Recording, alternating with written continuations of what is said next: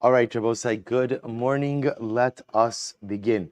Let's begin by thanking our sponsor, our Talmud Torah sponsors for the month of Av, Max and Brenda Lapkovsky, in honor of Yitzchak Meir's upcoming bar mitzvah, and Riva Mitzner, in commemoration of the first yarzheit of our father, Larry Schneck, Aryeh Ben Chaim, Zichron Livracha.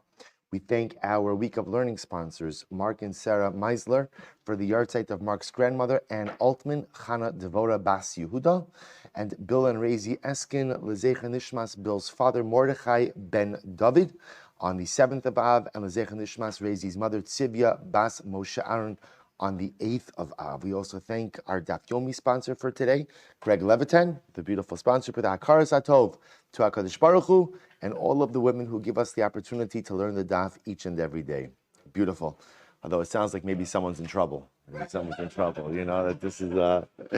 Anyway, don't say we thank you. The truth is, it's so important to be Makir Tov to those who go ahead and facilitate our learning each and every day, especially, again, the wives who give us the time to do so. Very beautiful. Once we open in the merit of our Talmud Torah, all of the neshama should have an aliyah, the family Zay Nechama, and in Meretz Hashem, we should truly be Makir Tov to all those who help us grow in our learning, facilitate our Yiras Shamayim and our Ruchnias. So with that, let us begin.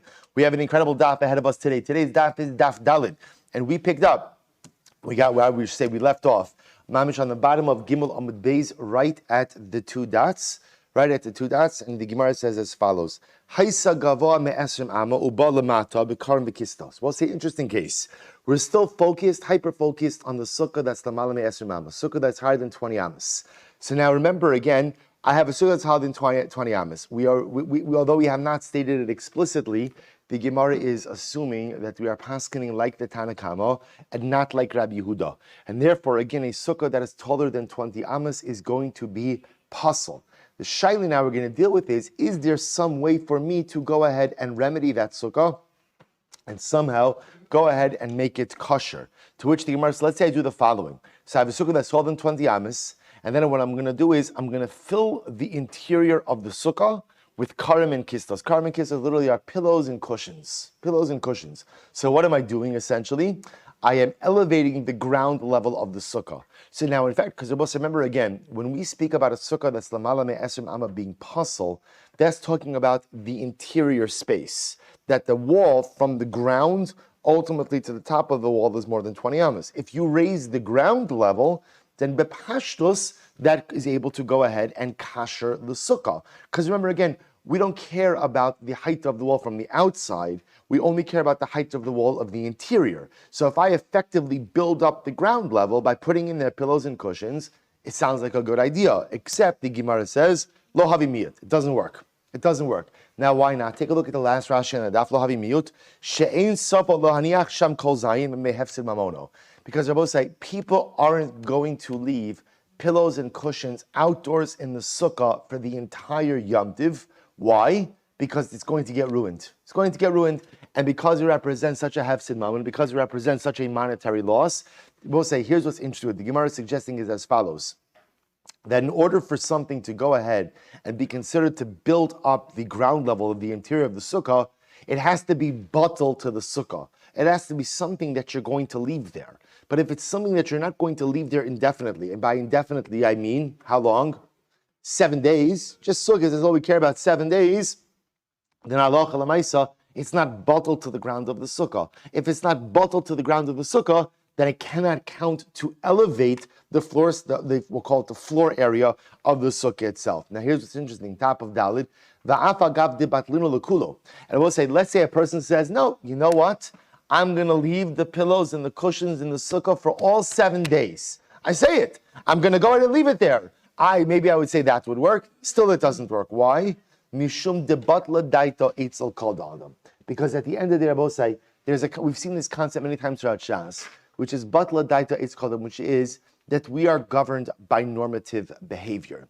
And even if you want to engage in non-normative behavior, your behavior does not become halachically significant. Instead, what we look at, the parameters of normative behavior are defined by what quote unquote, the majority of regular people do. So regular people are not going to leave their pillows and cushions in, well, so remember again, we're used to the notion of outdoor furniture, right? So remember again, once upon a time, there was no such thing as outdoor furniture. There was furniture, right? You had stuff you put in your house, and if you left it outside and exposed it to the elements, it would get ruined. So the notion of leaving pillows and cushions outdoors for 7 days, besides the fact, by the way, that you're trampling on them, people didn't do that. People just would not do that.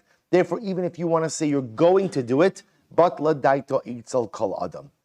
Sefer Bosai number 1 is that if you want to effectively minimize the height of the walls by building up the floor level with pillows and cushions, it doesn't work. And even if you explicitly say your intention is to leave it there all 7 days, still doesn't work. Why?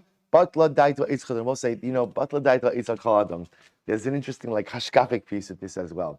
They will say, sometimes when a person find themselves in their hashkafas or their outlooks, and they're totally divorced from everyone else.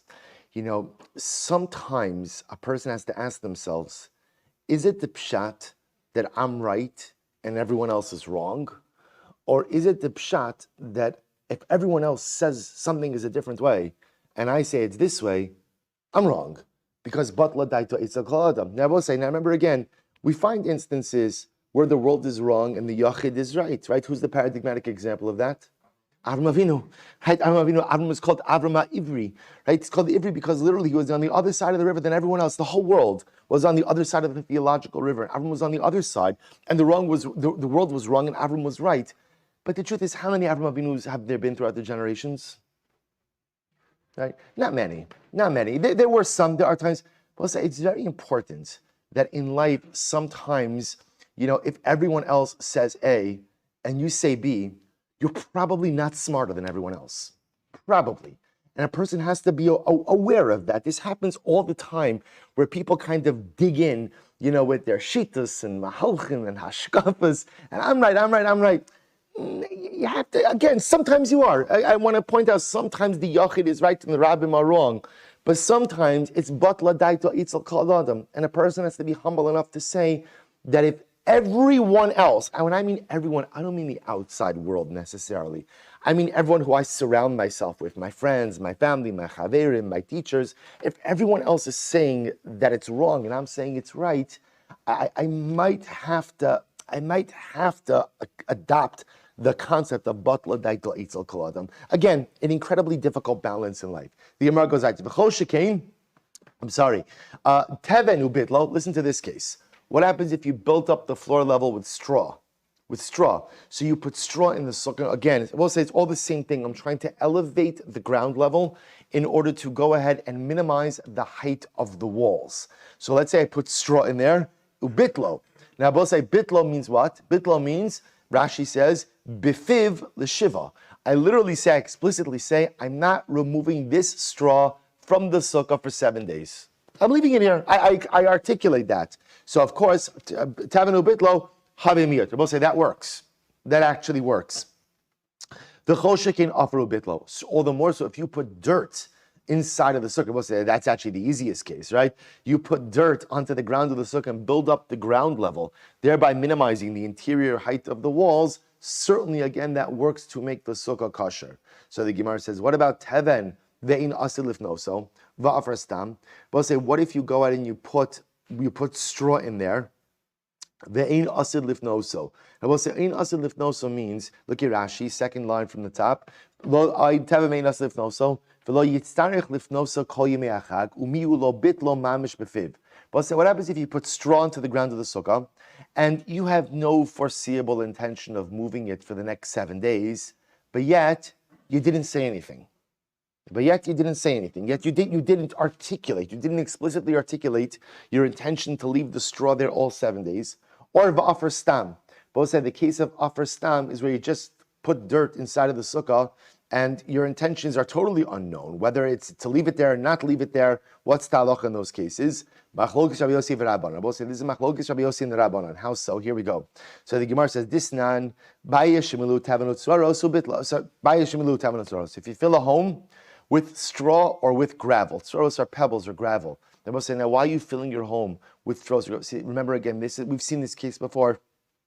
This is a case, and I will say, you know what the beauty of the daf is? Even if a person doesn't go ahead and remember every single detail, isn't it beautiful that when you see something, you ever meet someone and you say to yourself, I know who that person is, I just don't know their name. It happens to me every Shabbos. But again, I know that is, but I don't know the name. But there's a feeling of connection when you recognize someone, even if you don't know their name. When you go through Shas and you see a case in the Gemara, and you're like, I know I learned it, I don't remember it, but I know that I learned it. There's a certain feeling of connection that's so beautiful. And the ability to connect with Shas, even if you can't remember all the details, when I say you, I mean all of us, can't remember all of the details, there's something so beautiful, like Shas has become my friend. I don't remember your name, but it's so nice to see you. Okay, maybe you'll tell me your name again for the 15th time, right? So maybe we'll explain the case for the 15th time again, but there's a certain level of camaraderie that we establish with Shas, which is so beautiful. The case over here is the case of Tumah and Tara. We'll say the halachas of Tumah and Tara is as follows. Imagine you have a corpse in a home. Now the halacha normally is, Tumah ola ubokas. Tumah ascends upward. Now, the exception to that rule is as follows. If there is a tefach of space between the corpse and the roof, when I say a tefach, at least a tefach of space between the corpse and the roof, then the corpse tumah is contained within the structure. Tumah does not go out. However, if there's no tefach of space, meaning less than a tefach of space, then ultimately, again, tumah ola bokas. So the case in question over here is you have a corpse in the home, and the home is filled with whatever it is. The Gemara over in this case is teven or tzroros, straw or pebbles. In which case we're both saying, therefore, there's no tefach of space between the corpse and the roof. Now, we'll say what the Gemara is going to explain, what the Mishnah is going to explain, is that teven or now, if there's no tefach, then what? Then unfortunately, the tumah goes all the way up. It extends past the roof. So the Gemara says it depends. If you went ahead and you were mevatel the teven l'tzros, which means your intention, right? You were mevatel, which means you said you're not taking it out. Okay, if you're not taking it out, then what? Then it becomes part of the home. If it becomes part of the home, there is no tefach of space between the corpse and the roof, and therefore the tumah will go ahead and go straight up past the roof as well. The Gemara notes bitlo in, lo bitlo lo. Interestingly enough, the only way that dirt, in this case tzroros, and teven and straw become part of the structure is if you explicitly are mevatel it. So the Gemara says, "V'tani Allah," we learned, Rabbi Yossi Omer, teven ve'ein asil lifnoso harehu ka'afar stam. Yet Rabbi Yossi held that what? If you have straw and your intention is not to remove the straw, in other words, you didn't explicitly articulate your intention to leave it there, but we know circumstantially that your intention is not to remove it, harehu ka'afar stam, it's like regular dirt, ubatal, and therefore it is batal to the structure. Afar va'asil lifnoso, but if you have dirt, but your intention is to remove it, harehu kistam teven v'lo batal. Ultimately, again, it is like regular straw, and therefore it is not batal. Good. So I will say. So let's analyze this case for just a bit. So the Gemara just brought in the fact that this notion of using straw or dirt to go ahead and alter the halachic parameters of a structure is not unique to Sukkah. We find it by Tumah and Tara as well. But let's go back to Sukkah for just a moment. So here's what we know. Can I go ahead and minimize the height of the walls with pillows and cushions? No, doesn't work. It doesn't work. And even if you say explicitly, I'm going to leave it here, it still doesn't work. How do I deal with dirt and with straw? So we'll say, listen to this. So the Shulchan Aruch Paskins, interesting halacha. This is in Sivin Taf Reish Lamed Gimel, Sif Dalid. Miata biteven ubitlo. If you put straw inside on the floor of the sukkah. So remember again, I will say, this is my sukkah. That's l'malame esr mama. I want to make the sukkah kosher by minimizing the height of the walls. So I'm going to build up the floor. What do? I put in a layer of straw. I put in whatever it is. I put in 2 amas of straw, right? 2 amas of straw. Now I have walls that are only 18 amas high. Totally fine. What's the halacha? Ubitlo, and you're mevatel the straw, which means mevatel the straw means you articulate, I'm not taking it out of the sukkah. Harei zemiyot. It works. Certainly this works with dirt as well. Listen what he writes. Aval stam eino miut afilu ba'afar ad shivatlenu bepeh. The Shulchan Aruch paskins that you could use straw and you can use dirt in order to go to make the sukkah kosher by elevating the floor level, but you must explicitly be mevatel the dirt or the straw. In other words, that we don't rely on what we could glean as your I'll call it your circumstantial intentions. It could work, but in order for it to work, you have to say it. Ashivat lana bepeh. The Mishnah Berurah has a whole discussion over here where he says that some say bittul balev is sagi, some say that going ahead and being mevatel in your heart is enough. But lamaisa, the psak of the Shulchan Aruch is you could use straw, you could use dirt to go ahead and build up the floor level, but ad shivat lena bepeh. You have to go ahead and explicitly articulate it. I will say it's interesting, by the way, a little linkage between Sukkah and Yuma. Because remember, again, in Yuma, we also discussed that the mitzvah of tshuva, the Rambam discussed in Hilchos Tshuva as well, the mitzvah of tshuva manifests itself primarily in vidui. And how does one accomplish the mitzvah of vidui? Right? Again, bepeh. Vidui is only bepeh. Vidui believe is not vidui. So let's say, because the common denominator is that in order to make something a reality, you have to say it. You have to say it. And it's true on so many levels. Right? By vidui, in order to truly begin the process of tshuva, what's the first step of tshuva? What's the first step? Is hakaras hachet, acknowledgement of sin. And the only time I truly acknowledge I sin is when? When I say it. Right? When I say it. When I actually say, I sinned. And by the way, not I sinned. It's I, whatever the particular aveira is. And when I explicitly articulate what I've done wrong, that is the beginning of the process of tshuva. Words create reality. Well, so we spoke of this in Yuma, but it bears repetition. This is not just true in tshuva, it's true in general, like in life relationships, how important it is to express to our loved ones how we feel about them. Right? So many times, a husband assumes, my wife knows that I love her. She knows I love her. What do I have to tell her? Of course she knows I love her. Look how hard I work. Look at everything I do. My kids know that I love them. Look how much I go out of my way for them. I will say it's only real if you articulate it. If you don't articulate, no one knows what's happening in your head. And even if you think people know how you feel about them, so much hurt and so much pain is caused because people just don't tell others how they feel, leaving people to wonder, does my husband love me? Does my father love me? Does my child care about me? Does my parent care? All these things, why? Why you don't need to do it? All you need to do is articulate a pepeh. Once you articulate a pepeh, everything becomes a reality. Tshuva becomes a reality. Love becomes a reality. And a kosher sukkah becomes a reality as well. How much you could accomplish when you're willing to actually articulate the things that you know to be true in your heart. Incredible halacha, we'll say. Weiter, let's go. Haisa gava me'esrim amma, we'll say still more cases. You have a sukkah that's the malam me'esrim. V'hutzin yardin besoch. So we'll say, listen to this interesting case. And now what do I have? I have branches of schach that extend into the sukkah itself. Right? So in this case over here, if you can imagine, so you have a sukkah l'malam me'esrim, but there's schach that's hanging down into the airspace, right, into the 20 amas. So what's the halacha? This is very interesting. If the schach that hangs down provides more shade than sun, then the sukkah is kosher. Now we'll say, what does that mean the sukkah is kosher? What does that mean? Because effectively, what you have is schach, with kosher schach, within the 20 amas, which effectively then lowers the dimensions of the walls. Interesting case. Ve'im lav, but again, if the schach that hangs down allows for more sun than shade, it's not effective schach, and therefore halacha l'maisa, the sukkah will be possible. Similarly, haisa gava yutfachim. But now we're switching gears. a minimum size sukkah. Let's say you have a sukkah ultimately again of only 10 tefachim, which is the minimum shear, the minimum height of a sukkah. And you have some schach that hangs in to the 10 tefachim. Savar Abaye lemeimar. Abaye Sarah should say the same thing.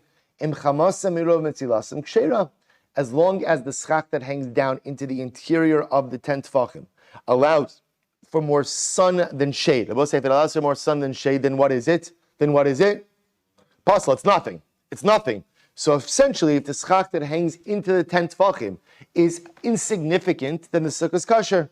And the Gemara says, Rava said, no, that's not true. If you have a sukkah that has a minimum dimensions of 10 tefachim, and there is schach that hangs into the 10 tefachim, the sukkah is pasul. Why is the sukkah pasul? Amalei Rava, ha dira sruchahi.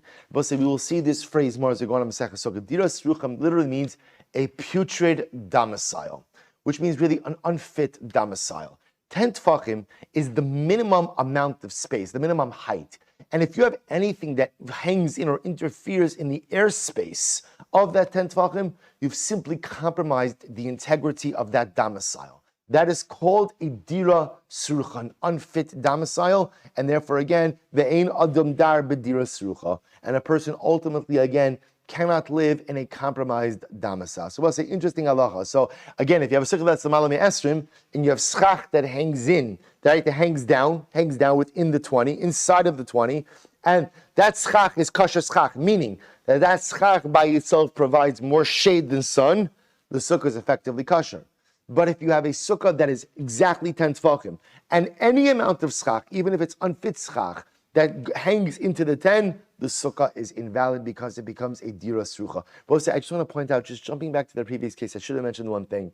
You know, in the case where you're building up the floor level of the sukkah l'malame esrim, and you're building up the floor level with dirt, and when we say if you build it up, it works, I just want to point out, when we say it works, it's true, it takes care of the walls, but remember, anytime you take an invalid sukkah with the schach on it, and then you make it kosher by doing something or some other tikkun, it poses a problem with the schach. That's not our sugya right now, but I just want to point out, so just to tell you very quickly, so for example, in that case, let's say the sukkah that's, right, and you go and no problem, you put on 2 amis of dirt, and you're mevatel it bepeh, hineni muchan muzuman levatel offer zu lekayim mitzvah saseh shel sukkah, you make a new floor, perfect, sukkah is fine. Except now, what do you have to do? We know you have to go back and readjust the schach, right? You have to lift up the schach again. Again, the Gemara is not dealing with that now because that's not our topic. I just want to point out that in these cases, the fix is not as simple as just elevating the floor level. But again, we'll come to that. Next case. Say some great cases here. Listen to this situation. You have a sukkah that's more than 20 amas high. All right? Itztaba is a platform. So you build, I will say actually, I think all of us have these pictures in the Gemara, right? You see the pictures there, right? You build a platform, right? So in the pictures you see in the Gemara, that shaded area is a platform, right? Everybody has it? Yeah, I think it's part of the, I think it's... No, the shaded part is the platform. So I say So you go ahead and you build an itztava. You build a platform. So most of the shaded part in the picture is the platform. So what happens? Kineged dofen ha'emtzai. So listen to this. Apnei kula. We'll say if you look at the picture, you're building a platform. Case number 1 is you're building a platform, and if you notice, the platform is against 3 walls of the sukkah. Now obviously, what's the point of the platform? So very simple. I have a sukkah that's the malam esrei. I have a sukkah that's 21 amas tall. 21 amas tall. The platform, let's say, is 2 amas in height, right? So I build a floor level. I build a platform 2 amas in height. So when I stand on the platform, the sukkah is what? Only 19 amas in height. Wonderful. So what's the halacha? Now the platform itself must have the minimum dimensions of a kosher sukkah. But say yesterday's daf, what's the minimum dimensions of a kosher sukkah? It's right, Rosho, Rubo, Shulchano, which we define as, like Beis Shammai, which we define as 7 tefachim by 7 tefachim. So as long as that itztaba has, right, the minimum, so say, so the itztaba is hitting all 3 walls, has the minimum dimensions of a sukkah, V'yesh ba'hechsher sukkah, kshera. Ultimately, again, the itztaba makes the sukkah kosher. Now, Bose, I want to share with you something absolutely amazing. Take a look at Rashi Kshera. Now, Rashi Kshera is in the intermediate wide lines, 2, 4, 5 lines in Kshera. Bose, Rashi says something dramatically amazing. Now, Bose, now when you're looking at this Gemara, before we look at Rashi, don't look. Right? Bose, so again, before you look at Rashi, when we say Kshera, what would you assume Kshera means? What's fit? Which part of the sukkah? The platform. The Pashtus of us, right? I would have assumed that the platform is kosher. What the Gemara is essentially saying is you're pretty much making a kosher sukkah within a larger non-kosher sukkah, right? So my platform area is kosher. Rashi says no. Kshera is kol hasukkah. We'll say this is actually incredible. This is not our sugya now. We're going to come to this later on, so we're not really going to delve into this too much. Rashi says kol hasukkah sheish lagim defanos v'hai hechsher sukkah afilim mina itztaba v'halo. We'll say, so again, this is not our sugya now. We're going to see this a little bit later on Daf Yomi, but just point out to be Rashi understand the way not everybody understands the sugya this way. Rashi understands that the presence of the itztaba, the presence of the platform, actually makes the entire sukkah kosher. The entire sukkah kosher. Okay, so we'll say back to the Gemara. Again, we're not going to get into the mechanics of that now because that's not our sugya. However, what about the following case? Uminat sad. We'll say case the itztaba number 2. What happens if we'll say case number 1 is you're building the itztaba, as the first picture on the daf shows, you're building the itztaba against all 3 walls, right? So we'll say the itztaba, the length of the itztaba is situated against, we'll call it the back wall, and its sides hit the 2 side walls. What about the following case? Minat sad. We'll say what happens if you only go ahead and build the itztaba against 2 walls, right? That's the second picture there. So yesh mitzvahs itztaba lakosal dalet amas psula. We'll say, watch this. If between the itztaba and the 3rd wall, if between the edge of the itztaba and the 3rd wall, there's more than dalet amas, or there's dalet amas or more, the sukkah is pasal. Pachos me'arba amos. However, if from the edge of the sukkah to the 3rd wall is less than dalet amas, kshera. Ultimately, again, the sukkah is kosher. I will say, what is happening over here? Look at Rashi. Now we're in the widest lines. I will say, this is very, very, very exciting. Second wide line in Rashi. Pachos midal amas kshera. Sha'afu hochsher al yada. Dekaim alon halacha lamoshe misinai. Demechshere sukkah al yedei akimas dofen ad arba amos chaser mashu. V'roas tracha elyon hamuchuber ledofen haracho ki'iluhu min adofen atzmo va'akum. So listen to this. We are being introduced to something very exciting. The halacha l'moshe misinai of dofen akuma. Dofen akuma, Rabbi means a bent wall. A bent wall means as follows. That halacha l'maisa, there is a concept that says that if you have a sukkah, now let's look at Rashi for just a moment. Rashi says, sukkah ayidei akimas dofen ad arba amos chaser mashu, v'roas chacha elyon mechuber ledofen haroi kilu ha'dofen atzmo va'akum hakenem. Let's listen to this. The halacha is as follows. Dofen akuma says that you could view the first 4 amos of schach that is adjacent to the wall as an extension of the wall as well. Now, let's illustrate this in this case over here. So imagine looking at picture number 2, you have an itztaba against 2 walls. Now, what's the problem, right? In order to make a kosher sukkah, what do I need? 3 walls. So now, problem is, how do I bridge that itztaba to wall number 3? So the Gemara says, well, it depends. How far is the itztaba from wall number 3? If the itztaba is less than dalet amas, then I will say effectively what we view is the wall and the schach between the wall and the itztaba as one prolonged wall. One prolonged wall. And if that's the case, then effectively, wall number 3 reaches the edge of the itztaba, making the sukkah kosher. That is a halacha l'moshe misinai of dofen akuma. Ultimately, again, but it only works. I want to tell you something. Do you know, I get this sukkah shaila every year, and it happens, interestingly enough, if you build your sukkah, I'll tell you where dofen akuma comes up all the time. If you build your sukkah next to your home, so literally, this just happened. I mean, not this year, but last year. If you build your sukkah next to a home, so imagine for a moment you're building your sukkah next to a home. To illustrate this, let's make it easy. Let's say you have a one-story structure, right? Or a very low roof line. So I want to use one of the walls of my home as the wall for the sukkah, but I have a low-hanging roof to the point that my roof hangs over my schach. So Shabbos say, you know how like roofs, there's a technical term for it, you know, like the roof slopes, and then there's like an area underneath the roof, all right? You know what I'm talking about? Like there's, what is it? Overhang? Eaves? Good. The part of the roof that overhangs the roof, right? So it's like, so interestingly enough, the shaila is, that's actually going to be in my sukkah. That's going to be in my sukkah. So now I have the overhang of my roof in the sukkah, but I need the wall. I need the wall. I don't want the overhang. So I will say, what's the halacha? If, as long as that overhang is less than Dalit Amos, essentially we view it as a bent wall, and it does not invalidate the sukkah. It's maisim b'chol yom tiv. That I can't. It's interesting. Again, I think most times people's roofs, you know, if you have a 2-story home, so your roof is higher, it doesn't really matter all that much.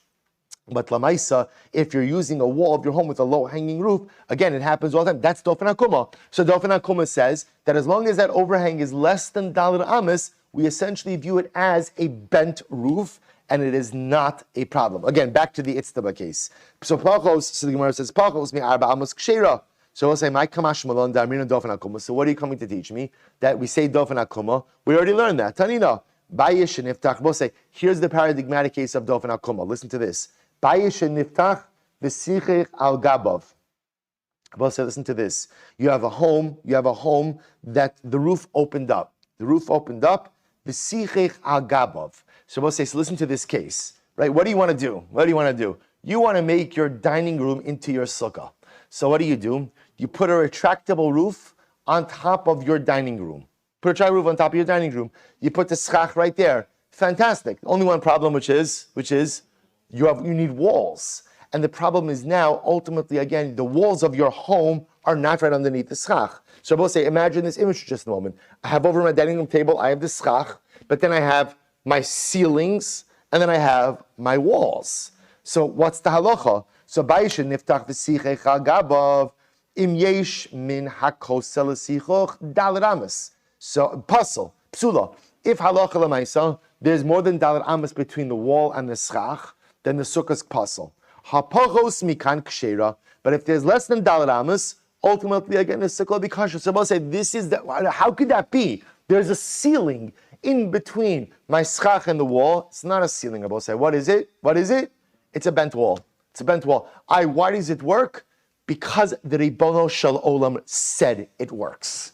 Right? I will say sometimes you just have to be a good soldier. The Moshe Olam said, that's halacha l'Moshe Misinai. It works. There's incredible hashkafas and dofen akuma as well, but we'll have to say that for a different time. In any event, the Gemara says, so therefore we'll say, this is halacha bent wall. So the Gemara says, why are you teaching me this case of the itztaba? If you're coming to teach you the halach of dofen akuma, we already learned the halach of dofen akuma. So watch this. What would you have said? Hasam hu dechazila dofen. I would have thought that maybe dofen akuma only applies with what? With a wall that is less than 20 amos tall. Because that's already a wall. But maybe a wall, because remember again, the backdrop to this case is why am I building the platform? Why am I building the itztaba? To diminish. So I would have thought maybe the halach of dofen akuma only applies to a wall that's less than 20 amos. But a wall that's more than 20 amos, maybe dofen akuma doesn't apply to it. To which the Gemara says, no. Kamash Rabbo say that no, that dofen akuma applies even to a wall that by itself would not be kosher for sukkah. So Rabbo says, so again, case number one of the itztaba is I build it, so to speak, in the middle where it touches all 3 walls. That's an easy case. The entire sukkah becomes kosher. Case number 2 is I built the itztaba only adjacent to 2 walls. I need to attach it to the 3rd wall. No problem. As long as it's within dalet amas of wall number 3, you could say dofen akuma. More than dalet amas, it's not going to work. But let's say next case. You know, someone once called me to Shala, by the way, about he was going ahead and making plans for his dining room to make a retractable roof because he wanted to go ahead and make a sukkah in his dining room who was too tired of putting up a sukkah on this. So the first thing I told him is, you're lazy. That's number one, you're lazy, right? And I said, number two, if you have that much money to be able to do that, I think maybe you have to think about better causes to support than dining room sukkahs. He stopped calling me, but again, that's a different, I think he built it, I'm pretty sure he built it. So the Gemara says as follows. So the Gemara says like this, next case. Supposed to listen to this case. Same case, Sukkah l'mala me'eser mama. That's right, Sukkah that's 12 and 20 amas. And what happens now, we'll say, case number 3 is, you're building the itztaba in the middle of the Sukkah. In the middle of the Sukkah. So remember, case number 1 was against all 3 walls. Case number 2 was against 2 walls. Case number 3 is mamish the middle of the Sukkah. So what's the halacha? Im yesh misvas itztaba l'dofen arba amos l'chol ruach psula. Pachos me'arba amos k'sheira. So we'll say, so no problem. How does it work? As long as the itztaba is what? Within daled amos to 3 walls, you could apply dofen akum, and the itztaba makes the sukkah kosher.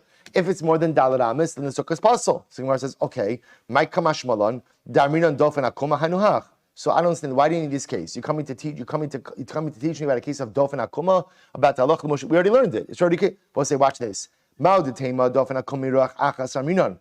Ava miruach. Ava kol ruach v'ruach lo. I might have thought, Rabbi Said, that maybe the halach of dofen akuma only applies from one direction. In other words, you could use dofen akuma for 1 wall, but you can't use dofen akuma for 3 walls. That's a bit too much. Kamash malon. Rabbi say, interesting enough, kamash malon, you could use dofen akuma for all 3 walls. Rabbi say makes sense because remember again, the way the Gemara actually illustrates the laws of dofen akuma is bayis sheniftach. It's your dining room ceiling that you want to open up, where you have no connection to any walls. So again, but that's the halacha. The havamina was dofen akuma only works from one direction. Kamash malon, even if you want to use all 3 walls for dofen akuma, it works. Incredible. Haisa pechusam yod. Rabbi say now we're switching gears. So we're going now to a sukkah of minimum dimensions. I have a sukkah less than 10 tefachim. Rabbi say, what is the halacha concerning a sukkah that has less than 10 tefachim of height? Pasul. It's not good.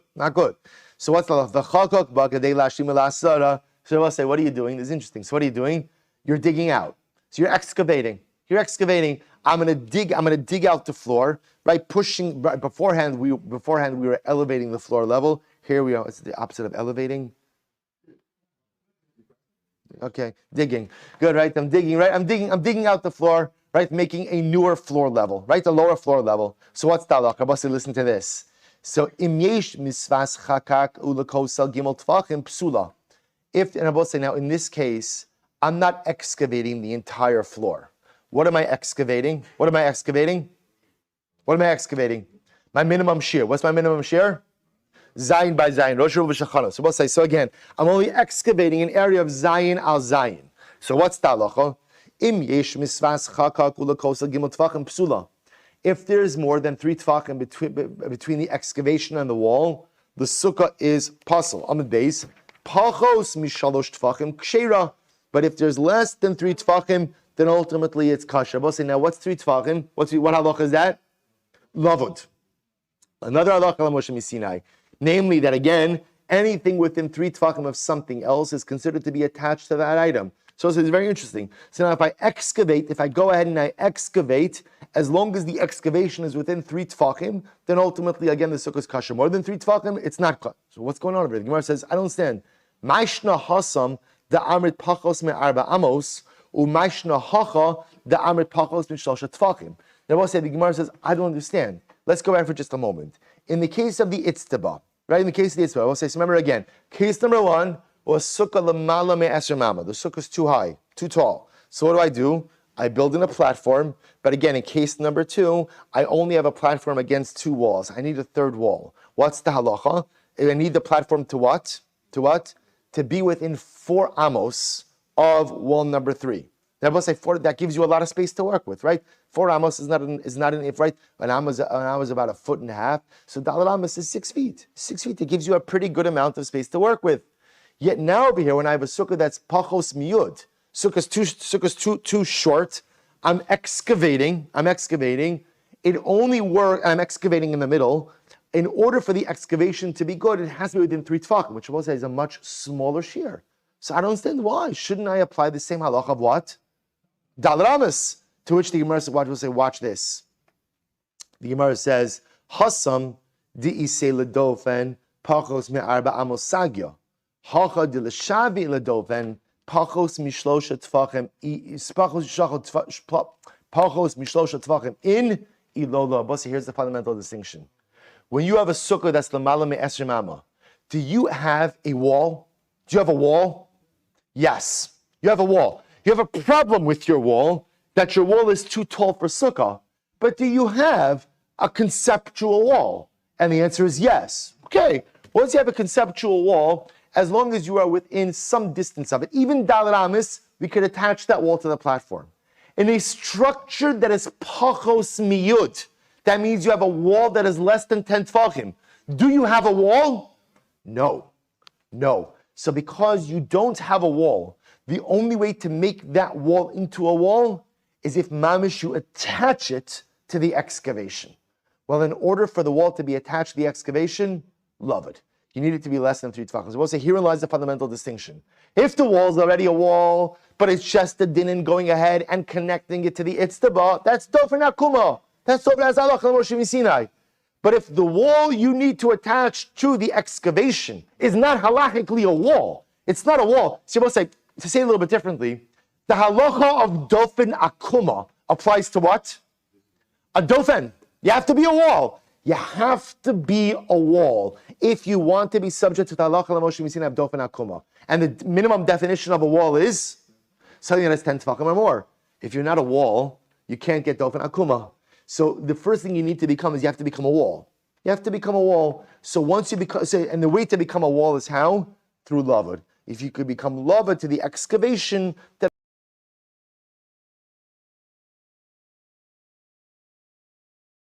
excavation, incredible. And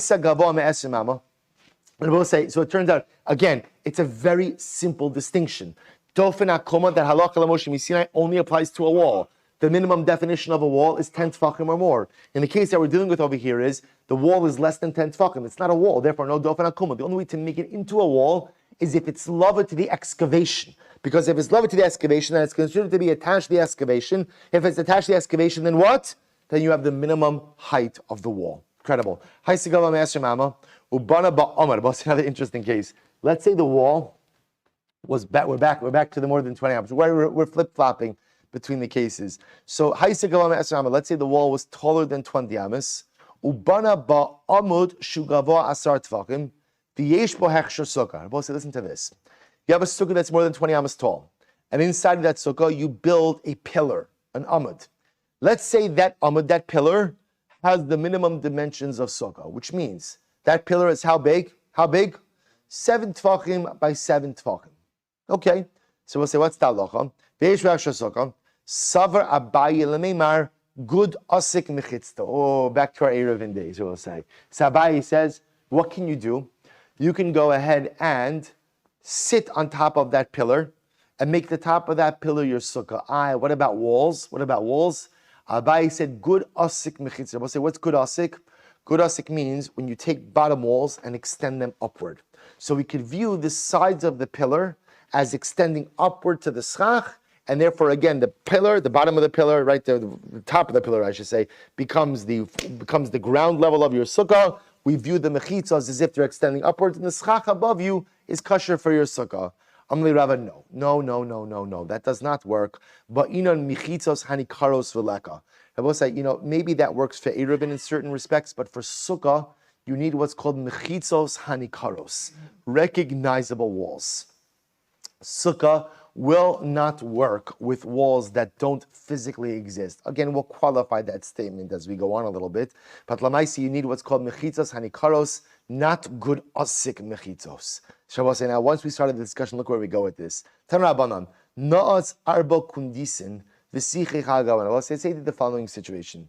You put 4 poles in the ground, just 4 poles, no walls, just 4 poles, and you put schach on top of the poles. So what's the halacha? Rabbi Yaakov machshir. Rabbi Yaakov says ultimately, again, such a sukkah is kosher. the Chachamim postlin, and the Chachamim say that such a sukkah is puzzle. Okay, so we'll say now let's define the parameters of this, because what do you mean? How could Rabbi Yaakov say that a sukkah like that is kosher when there are no walls? There are no walls. So how could he? We'll say, so now watch this. Amar Rav Huna. Rav Huna wants to suggest as follows: the machlokes Rabbi Yaakov and the Chachamim is when al svas hagag. Oh, we'll say, imagine the following situation. Imagine you have a home, and again, remember, we always operate with flat-roofed homes. So now you have a house, you put 4 poles on the 4 corners of your roof. On the 4 corners of your roof, and you put the schach on top of it. So Rabbi Yaakov savar aminan good asik mechitzta.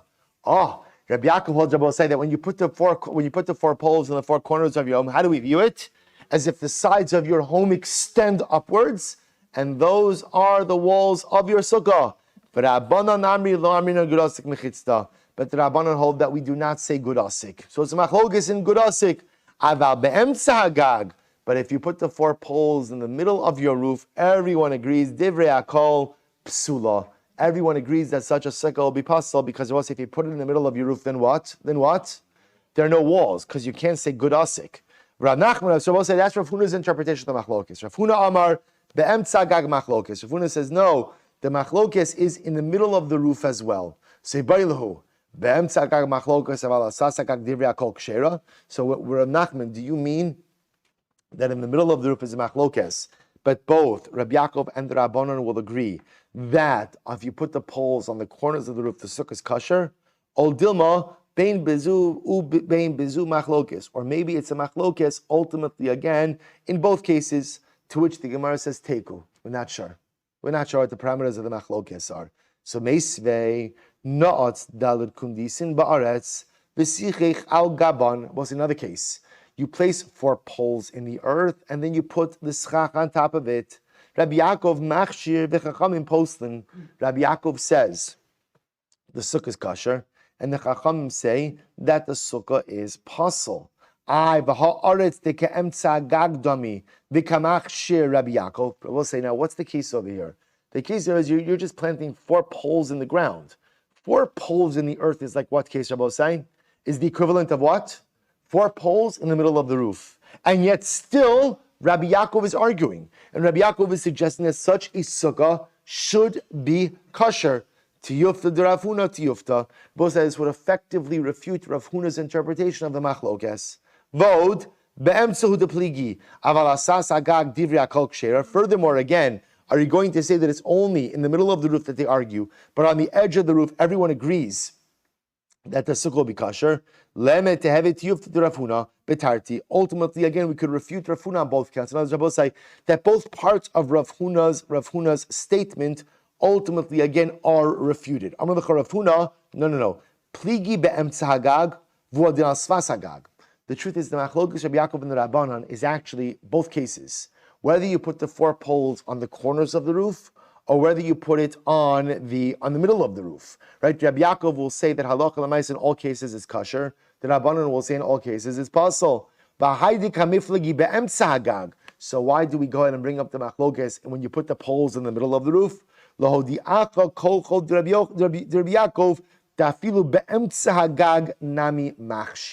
Rabbi said to teach us the power of Yaakov's position, that Rabbi Yaakov holds that even if you place the poles in the middle of the roof, halakha l'maisa, he still holds that such a sukkah could be kosher. Rabbi say, now the mechanics of a sukkah like that, right? How that actually works is actually subject to some level of machlokes. Again, we'll get to this sukkah because Rabbi says we're going to see what we do require for sukkah is mechitzos hanikaros, recognizable mechitzos, which means the ability to rely on things like good asik or good achis or pi tikra yored v'sosem are going to be problematic, but we'll see that a little bit more inside. It says the Gemara Tan Rabbanan, Naas arba'a kundisin ba'aretz. We'll say one more case. You take 4 poles, right? You take 4 poles and you put them in the earth. V'sichich al gaban. And you put schach on top of them. Rabbi Yaakov Omer, we'll say now watch this. Another qualification to this halacha. Rabbi Yaakov Omer, Roin, kol she'ilu yechakaku v'yachloku v'yesh b'en tefach lekan v'tefach lekan nidonin mishum diyumad. And Rabbi saying that this is very interesting. So remember again, we saw this Shabbos once before. Remember again in Erevin when we spoke about drawing water. Right? So remember again, what's the problem with drawing water? Imagine you have a well that is situated in Rosh Hashanah. What's the problem with drawing water on Shabbos? What's the problem? A well often has the dimensions of what? A Rosh Hashanah. So the problem is, right, because a well could be daled by daled with 10 tefachim of height. So ultimately, again, you can have a problem of drawing water from one rishus to another rishus. So the way to do that, so how do you remedy that? You enclose the area. But what happens if I can't enclose the area? There was a special dispensation, if you remember again, of pasi biraos. Pasi biraos were these diyumadin, right? These L-shaped planks that you positioned at four corners and essentially allowed you to view the entire area as being closed. Now, we'll talk about that in just a moment. So Rabbi Yaakov is borrowing that a little bit over here. Rabbi Yaakov says like this: if you have four poles at four corners, right, you have schach on top. If kol she'ilu yachakaku v'yachloku v'yesh bo tefach, imagine now we're assuming you're dealing with round poles. If you could imagine if there's enough polage, I just made up that word, but I'm going to use right. If there's enough polage that you could go ahead and carve out an L-shaped pole that has a tefach in each direction, right? A tefach in each direction. Ve'yishon tefach lakan or lakan nidonin mishum diyumad. This would work. This would create effective partitions for Sukkah. Now, what I want to point out over here is this is different than pasi biraos. For the well, remember again, Abba, what did you need? You actually needed an amma in each direction, right? You needed an L-shaped partition with an amma in each direction. By Sukkah, Rabbi Yaakov is saying all you need is a tefach. Ve'im lav, eini dolim mishum diyumad. But at the end of the day, if it's less than a tefach, then it won't work to serve as mechitzos. Shahai Rabbi Yaakov Omer, diyumade sukkah tefach. So I will say, interesting sheet of Rabbi Yaakov. Rabbi Yaakov holds that the same way that you could enclose a well with pasi biraos, these diyumadin will say dio mu'umad, right? These two we'll call it, I don't know what to call it, two prong or two directional planks, and you could enclose the well on four sides as long as a plank has one amma in each direction. Rabbi Yaakov says by Sukkah you could do the same thing, but you don't need an amma in each direction. Instead, what do you need? A tefach in each direction. If it has a tefach in each direction, that works as a mechitza for Sukkah. Less than a tefach, it won't work. The Chacham say no. Ad shiu shtayim kilchasan ushlishas afil tefach. Rabbi say the Chachamim argue on Rabbi Yaakov, you're wrong. In order for a Sukkah to work, a Sukkah must have a minimum of 3 walls. Now we will discuss, Rabbi say, that the way we define 3 walls is how? 2 complete walls, and the third wall could be a shishis afilu tefach. The third wall doesn't have to be a complete wall. The third wall could even be just a tefach. But you need 2 complete walls, and the third wall that has at least a tefach. That is the minimum hechsher sukkah. And Rabbi we know that halacha lamaisa, that is how we paskin. So we reject Rabbi Yaakov. In other words, we do not. That's why again, if you put 4 poles on the edge of your rooftop, you can't rely on good asik or good asik or a good achis or any of those. You need actual mechitzas. Now again, Rabbi say we will discuss. You can build the sukkah out of lavud. This was a big thing, this came up. Also, I just pointed out this became a big issue during Corona, where people wanted sukkahs with more airflow, right? So you could technically build a sukkah made out of lavud if you were to take straps, right, and put them within 3 tefachim of each other. You could build a halachic wall. But again, if you think about it, that's also mechitza hanikar. There's a recognizable wall that's there. It has spaces, but halachically those spaces are viewed as if they. We'll discuss the lavud sukkah, but those spaces are viewed as if they don't exist, right? But lamais has mechitza hanikar. So therefore, again, we also reject Rabbi Yaakov's idea of 4 poles, each with a tefach of space. We pass like the Chachamim that in order for a sukkah to be kosher, there must be a minimum of 3 walls, 2 complete walls, and a minimum of a tefach for the third wall. The boss will stop over here for today. Shkoyach. Also just a reminder, the siyum is tonight, the Mir Hashem at 7:00 p.m. So he told me it is not too late to go ahead and join the siyum. The smell that we had, that you smell, that is the brisket smoking, right? No, that doesn't sound right. The brisket's not smoking, but the brisket being smoked. I guess that's the better way. Let's say Mir Hashem, see everyone. Mincha 6:50. Sure.